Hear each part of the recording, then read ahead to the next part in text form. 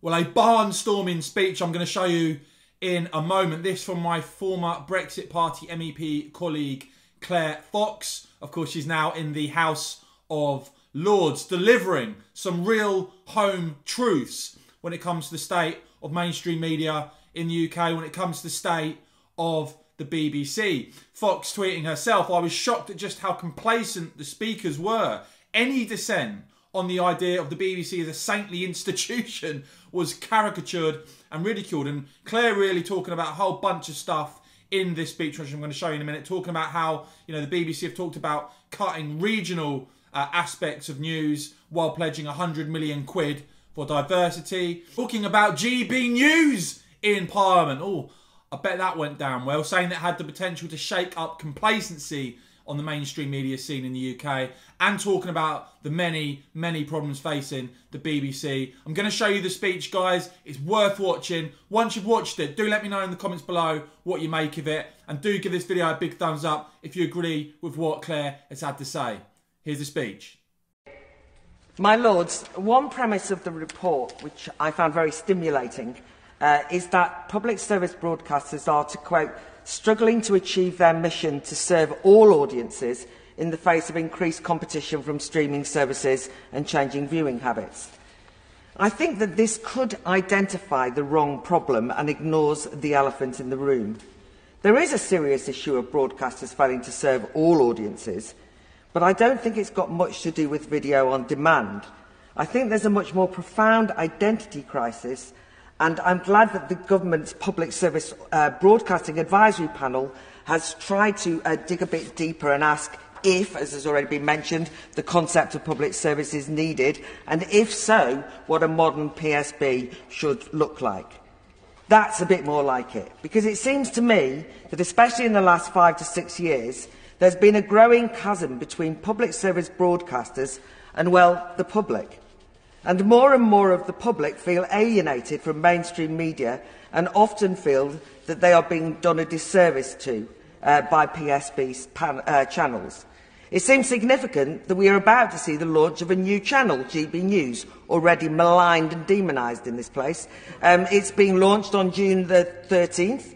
The Director of News, John McAndrew, described GB News' aims as free, fair, impartial and Ofcom regulated, arguing, quote, "We can sense a real hunger for something fresh and different in TV news and debate." And he's right. It's worth noting this new channel is headed up by Andrew Neil, one of the best public service news broadcasters at the BBC, but they didn't know how to use him and lost him.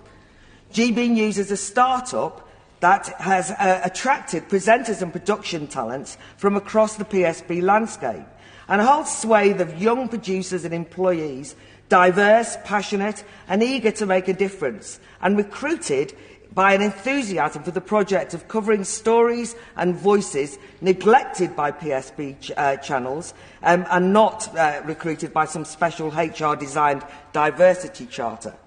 I think it's exciting, and although, according to one noble lord that we've heard, we should be worried because of its foreign owners, my goodness, xenophobic or what? But anyway, what's to say that GB News isn't a new kind of public service broadcasting, and we should at least allow it to shake up any complacency. I want to focus especially on the problems of the BBC. The BBC is an institution whose ideals I love and I want to defend, but I find it increasingly hard to do so. Somewhere along the line, it feels as though it lost track of its public service mission. I don't doubt the BBC's commitment to serve and reflect communities across the country, but sadly this is conceived in a rather technical way by focusing on regional production sites and programmes commissioned outside the M25. All good.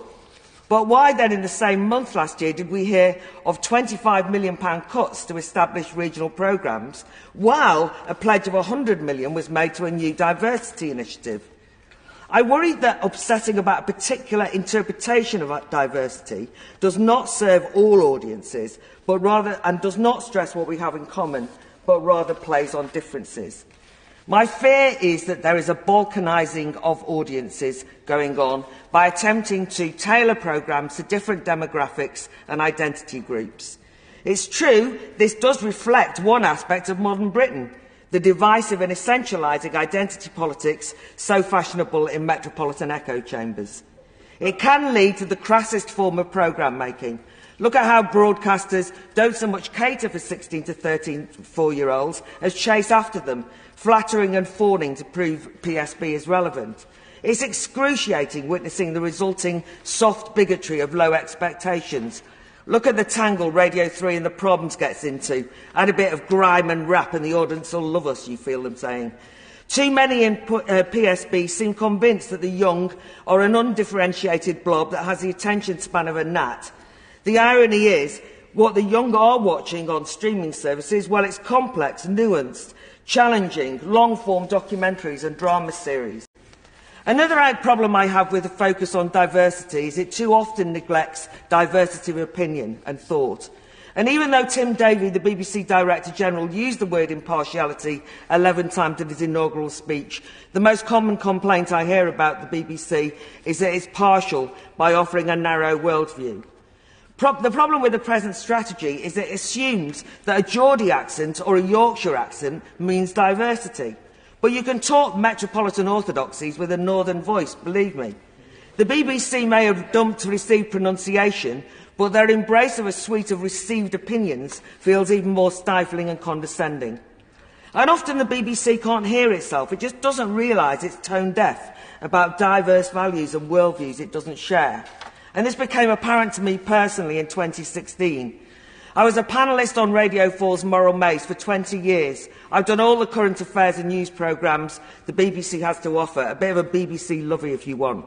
And no doubt I was seen as a bit of a maverick, but I was accepted on the scene. However, when I mentioned I was going to vote Leave, it was met with disbelief. "But you're an intelligent, well-educated person, Claire," said one senior producer. And from then on, in studios and green rooms, a growing sneer. And that sneering was even more viscerally observed by audiences.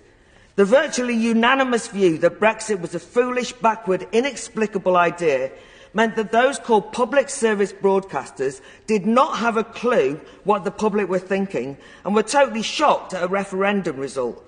And so many news reports before and since that democratic vote have given the impression that PSB just don't like the public. It's sometimes suggested that anyone who makes such criticisms, and it's already been said here, are whipping up grievances and fueling a culture war. I often think it's the other way round, and I worry that the BBC is inadvertently behaving like an activist in the culture wars.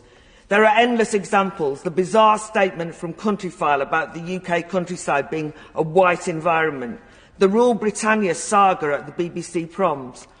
And it wasn't Defund the BBC campaign who clipped a section of the BBC Sounds podcast featuring two young women hectoring older white women for being Karens who should educate themselves about their white privilege. Get out of the way, they said. Basically leave, they ordered. The BBC eventually deleted the clip after a backlash. But what were the BBC thinking? Educate yourself, you Karens, makes the old-fashioned patrician Reithianism sound positively egalitarian. The BBC is owned and paid for by the public, and it has a moral duty and not just a financial one. My Lords, I'm sorry to interrupt the noble lady, but we have a time-limited debate. Anyway, don't be complacent or public service broadcasting will never survive.